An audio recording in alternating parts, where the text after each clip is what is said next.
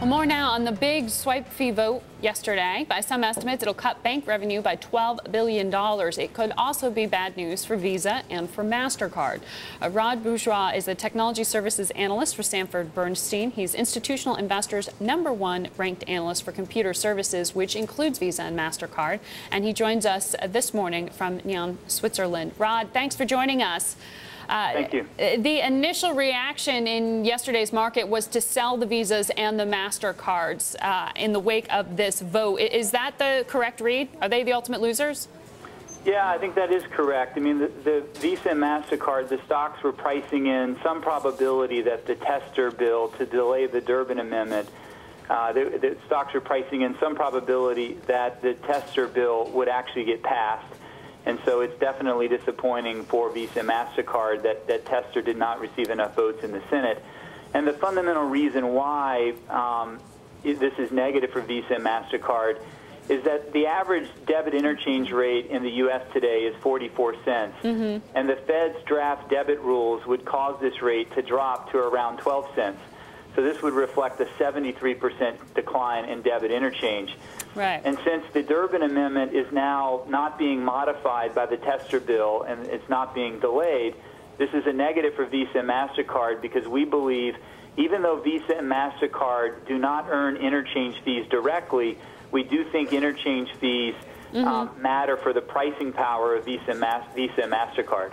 Now, just for those listening or those watching, because we're throwing around a lot of terms here, as you said, the tester bill that was defeated was just to delay 6 months or a year what was already being counted in here, as you say, this change in fees. The interchange fees are the card transaction volume fees paid by merchants to banks. But give me the read here, Rod. On the consumer end of things, this is going to come around to them. Aren't we as consumers going to end up paying more in some level here because banks have to make up for that revenue, as do the middlemen?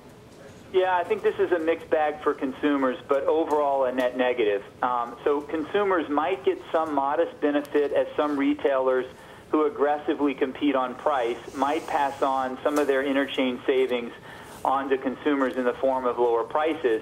But on balance, we expect consumers overall will actually be hurt by the Durbin Amendment because banks are prone to charge more fees for checking account usage as banks try to make up for their lost interchange revenues.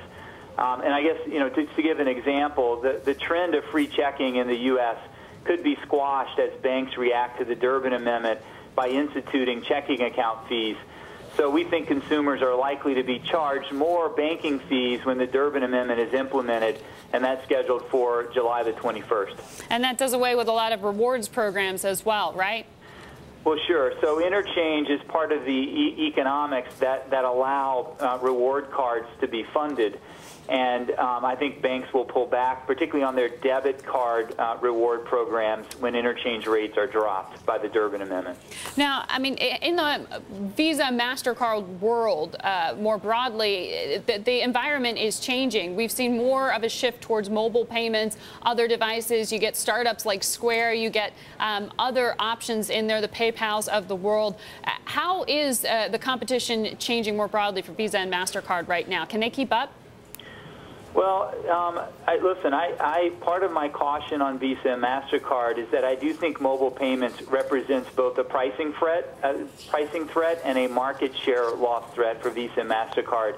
On the pricing front, what I think will happen is that as other players enter the mobile payments industry, and those players include Google, potentially Apple, Facebook, PayPal, Amazon, etc., these other players will want to participate in the payment fee economic structure.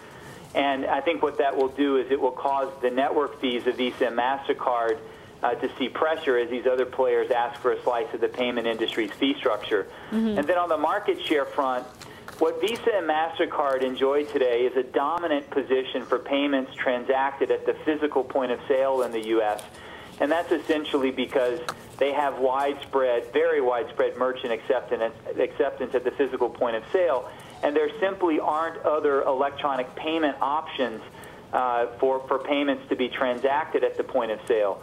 But as mobile payments comes into power and consumers have mobile wallets on their phones, there'll be other electronic payment products that can be used to transact at the point of sale, and that could create some market share loss for Visa and MasterCard. All right, Rod, thanks for giving us your quick read, the bottom line on that.